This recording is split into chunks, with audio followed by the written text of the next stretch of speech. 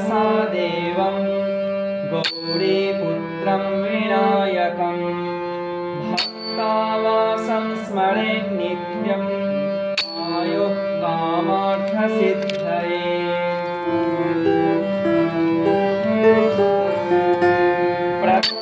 वक्रतुण्डं च एकदन्तं द्वितीयकं तृतीयं कृष्णपिङ्गाक्षं दशवक्त्रं चतुर्थकम्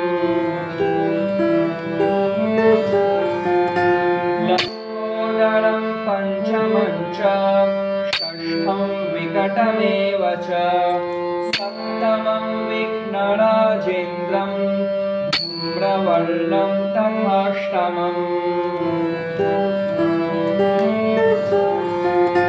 नवमं भालचन्द्रं च दशमं तु विनायकम् एकादशं गणपतिं द्वादशं तु गजाननम्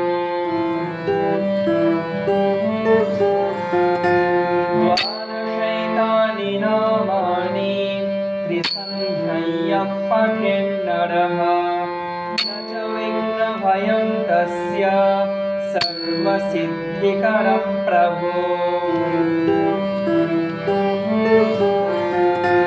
विद्यार्थी लभते विद्यां धनार्थी लभते धनं पुत्रार्थी लभते पुत्रान् मोक्षार्थी लभते गतिम्।